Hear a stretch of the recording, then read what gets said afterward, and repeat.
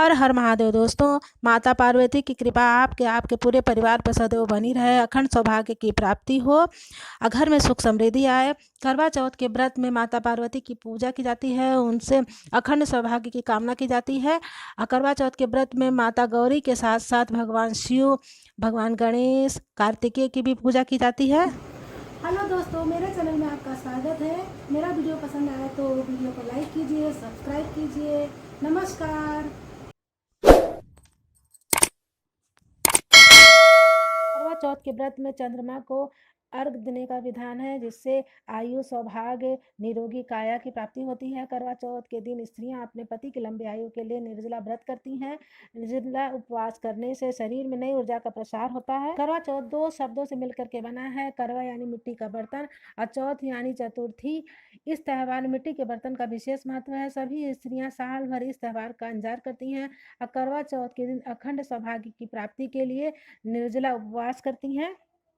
रात्रि में माता पार्वती के पूजा के साथ भगवान शिव, गणेश, कार्तिकेय की भी पूजा की जाती है और चंद्र उदय होने पर चंद्रमा के आराधना की जाती है और चलनी में चंद्रमा का दर्शन किया जाता है। उसके पश्चात उसी चलनी में दिया रखकर अपने पति के मुख का भी दर्शन करती हैं स्त्रियां। इस प्रकार से पूजा आराधना करने के बाद पति की लंबी आयु की कामना करती हैं।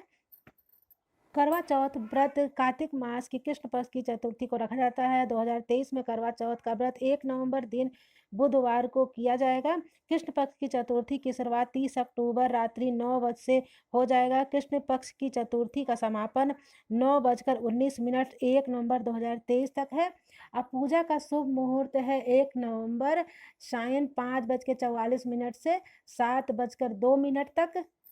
करवा चौथ के व्रत के दिन ब्रह्म मुहूर्त में उठकर स्नान आदि करके अपने मंदिर या पूजा पाठ के स्थान को साफ सफाई करें। सभी देवी देवताओं की पूजा अर्चना करने के बाद करवा चौथ व्रत का संकल्प लें। संध्या के समय शुभ मुहूर्त में करवा चौथ व्रत का कथा पढ़ें। फिर चंद्रोदय होने के बाद चंद्रमा का दर्शन करें।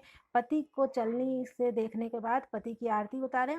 फिर पति द्वारा अर्घ देने के बाद जल ग्रहण करें। इस तरह से आप व्रत का पारण करें।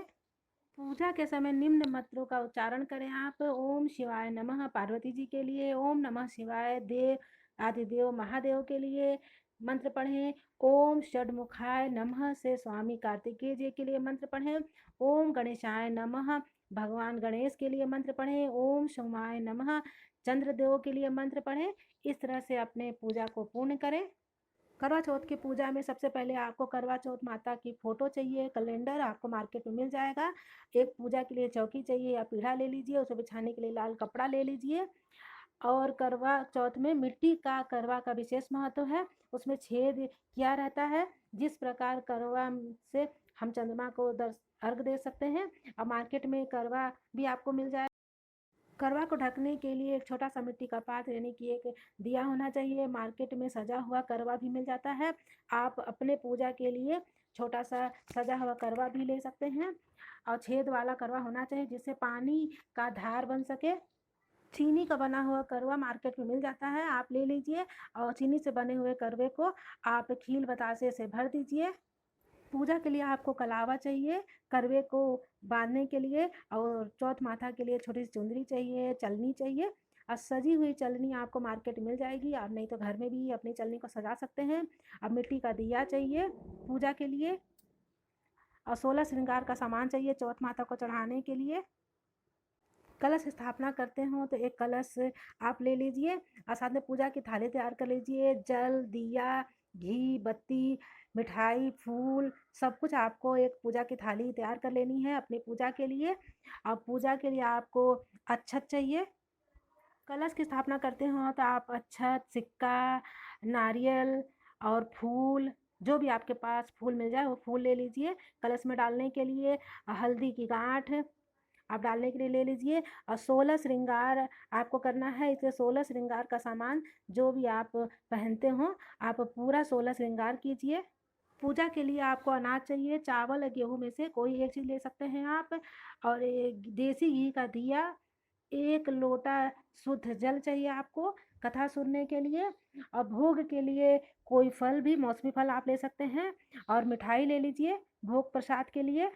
करवा चौथ व्रत से पहले आप सुंदर सी मेहंदी अवश्य लगाएं अपने हाथों में। आप पूरे 16 श्रृंगार के साथ आप करवा चौथ का पूजन करें। और करवा चौथ की पूजा में चलनी का विशेष महत्व होता है। आप मार्केट में सजी हुई चलनी आपको मिल जाएगी। आप चाहें तो घर में भी अपनी चलनी को सजा सकते हैं। और चलनी से चंद्रमा के दर्शन कीजिए। अब मिट्टी का दिया रख लीजिए और चंद्रमा की पूजा करने के बाद उसी चलनी से अपने पति का दर्शन कीजिए, आरती उतारिए। चंद्रमा को अर्घ देने के बाद पति के हाथों से जल ग्रहण कीजिए। इस प्रकार से आपका करवा चौथ व्रत पूर्ण हुआ। और इसके बाद आप चौथ माता को जो आपने 16 श्रृंगार का सामान चढ़ाया है और साड़ियाँ चढ़ाई हैं, वो किसी ब्राह्मण को आपको दान दे देना है, या अपने सास ननद अपने पूजनीय जो भी आपके घर में हो उनको आप दान दे सकती हैं। करवा चौथ व्रत कथा इस प्रकार से है। एक बार द्रौपदी ने जीवन में आने वाले सभी कष्ट विघ्न बाधाओं को दूर करने का श्री कृष्ण से उपाय पूछा। तो श्री कृष्ण ने कहा कि एक बार पार्वती जी ने भी भोलेनाथ से यही प्रश्न किया था कि किस प्रकार से विघ्न बाधाओं को हम दूर कर सकते हैं। उन्होंने कहा कि करवा चौथ व्रत करने से गृहस्थ जीवन में आने वाले सारे विघ्न बाधाएं दूर हो सकती हैं, पितृ प्रकोप भी दूर हो जाते हैं। श्री कृष्ण जी ने पार्वती जी को कथा सुनाई कि प्राचीन काल में एक ब्राह्मण था। उसके 7 पुत्र, एक पुत्री थी। पुत्री बड़ी होने के बाद पुत्री का विवाह कर दिया गया। कार्तिक की कृष्ण पक्ष की चतुर्थी में कन्या ने करवा चौथ का व्रत किया। 7 भाई में सबसे लाडली बहन होने के कारण चंद्रोदय से पहले ही उसे भूख लगने लगी। और जब भूख सताने लगी तो उसका फूल जैसा मुंह एकदम सूख गया। भाइयों के लिए वेदना बहुत ही असहनीय थी। कुछ उपाय सोचने लगे। भाइयों ने बहन को चंद्र उदय से पहले ही भोजन करने के लिए कहा, पर बहन न मानी। तब भाइयों ने कुछ सोचने लगे और विचार करने लगे। तो उन्होंने पीपल के पेड़ में प्रकाश करके कहा कि बहन देखो चंद्रोदय हो गया है, उठो देखो, चंद्रमा को अर्घ दे करके तुम भोजन कर लो। तो उसने बहन ने चंद्रमा को अर्घ दे के भोजन कर लिया। भोजन करते ही उसके पति की मृत्यु हो गई और बहन चिल्ला चिल्ला रोने लगी। देवलोक से इंद्राणी देववासियों के साथ टहलने निकली थी। रोने की आवाज़ सुनकर वहां पहुंच गई। तो रोने का कारण पूछा तो ब्राह्मण कन्या ने सब कुछ बतला दिया।